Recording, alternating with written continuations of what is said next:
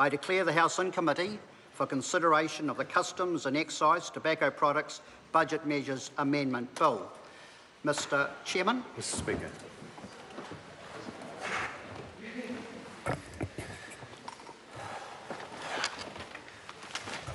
Members, the House and Committee for consideration of the Customs and Excise Tobacco Products Budget Measures Amendment Bill. The question is that Part 1 stand part. Point of order. I call Jami-Lee Ross. Mr Chair, I seek leave for all questions in this debate to be taken as one debate and voted on separately. Leave is put for that purpose. Is there any objection?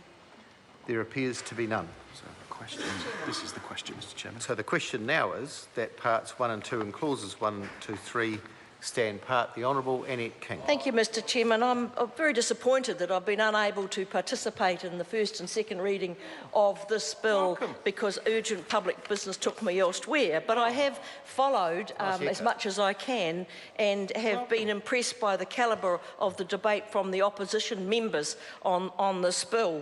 But this is the point where we now have the opportunity for the Minister to answer some very direct questions. And I'm sure that the Associate Minister of Health will be very willing to answer such questions because he is getting wide support for this bill today. And because it doesn't go to a select committee and there's no opportunity for scrutiny by the public, therefore I think it is the chance to ask those questions and for the Minister to answer. And what I'm interested in the Minister informing the House how much of the revenue of the $425 million that will be gathered over 4 years will go into public health. That's public health. I'm not talking about elective surgery or a bowel screening program. I'm talking about how much will go into public health. Now, I know the Minister is not responsible for all the budget, but he is a powerful Minister in terms of his advocacy for his part of the health portfolio, or he ought to be, and he covers what is public health. And one of the areas that we have seen in 8 budgets of this government is the reduction in money going into public health and public health programs. And of course, everybody likes to say prevention is better than waiting till somebody gets sick. So it's a mantra. We ought to prevent things. Prevention is so important, early intervention. But if you don't have an emphasis on it and you don't put the money in to help make it happen, then it's just hot air and words. So I would like the Minister to tell us how much will go into anti-smoking assistance and programs to help people stop smoking. How much is going to go into health-related issues that are often associated with smoking. Mental health, for example. How much will be put into the mental health budget to help those who smoke stop smoking? How much will be going into other areas? For example, obesity, link between smoking and obesity. These are very important public health questions. Now, that's over $100 million a year in revenue that will be gathered that needs to be spent. Imagine if you put that money into public health in New Zealand, what a difference you could make. My fear, I have to say, Minister, is that it's going to be used in the consolidated fund. Maybe some will go into health, but we are looking at a Prime Minister who is wanting to have some big fat tax cuts to a few people next year, and it would be wrong, morally wrong, to take money off those who smoke and put it into a tax cut for those who need it the least. And so this money needs to be health related. You see, I think any levy ought to be related to the product or the activity, so that if you're taking money off alcohol in terms of excise duty or levies, if you're taking money off gambling, that it ought to go alongside the public health programs that are put in place. So, Minister, that is a serious question that perhaps you're not yet worked out or managed to twist the Minister's arms, but I would look for your advocacy in this area.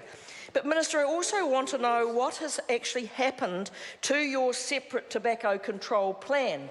You see, this is all very well using one lever in the whole fight against tobacco consumption and prevalence. But if it's only one lever, it's not going to be enough to reach smoke-free 2025 New Zealand. Now, Minister, you told me in September that the government had announced developing a separate tobacco control plan.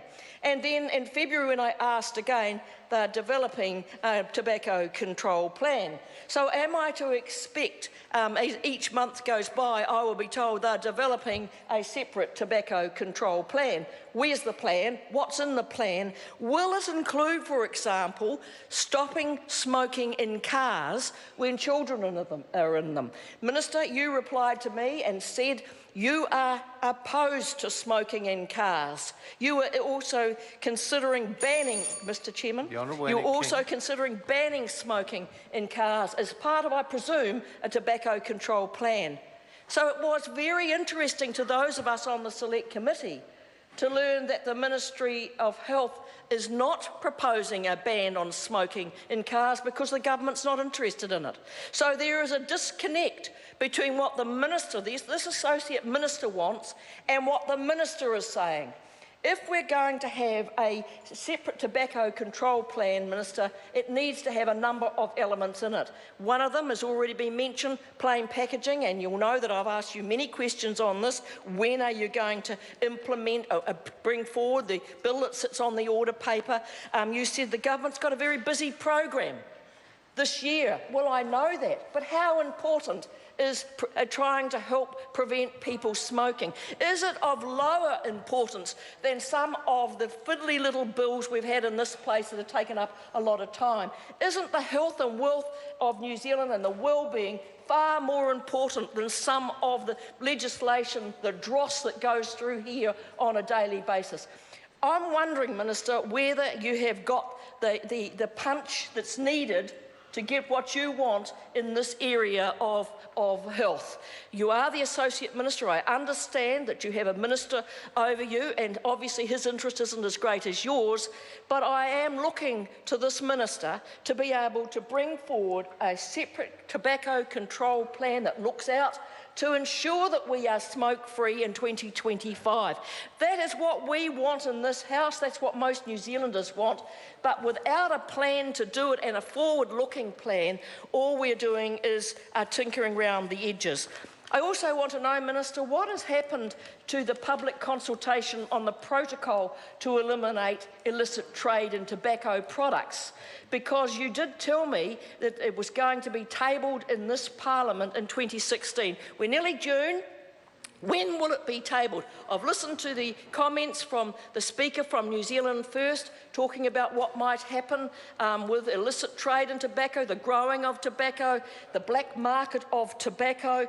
One of the things that took place last year was public consultation on a protocol, and it was going to be used to produce a national interest analysis to assess the pros and cons of New Zealand becoming a party to the protocol. So I want to know, Minister, what's happening in this? Are we going to sign up to a protocol? When will it be available? Is it 2016, or is it also, like many of the other measures, being put on the back burner? This is one measure. We are supporting it. We do know that price is a major driver in terms of stopping people smoking. It's not about punishing New Zealanders because they smoke. You see, I've always had this theory. Why should we allow tobacco companies to kill poor people? Why should we allow it? Because that is what they do. They target their tobacco prices. They target those at the lowest income to keep them hooked. They target our kids to keep them hooked. I don't believe we should allow that. And every measure we can take to help New Zealanders stop smoking, to give them the tools to assist them, because there are good tools out there tools that can assist, then we ought to be putting our investment into that area, because we know it is still the biggest cancer killer comes from smoking in New Zealand. So, Minister, I'm urging you to take this opportunity to answer those questions, because the public can't ask them of you. There is no opportunity. There is no select committee submissions.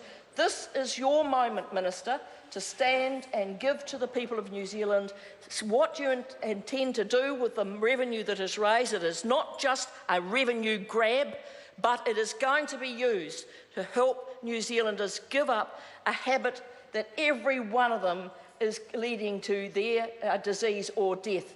And that is a very serious issue. We've made good progress over many years, right back to the first legislation in 1989 when Helen Clark passed the very first tobacco control legislation. And I have to say, Minister, you are one of the first that actually have supported it, putting aside Tariana Turia. The National Party opposed every tobacco measure until Tariana became the Minister of Health. And she, when I was Minister, was my associate and was pushing it then. So this is the opportunity for this Minister to stand out as a Minister interested in tobacco control.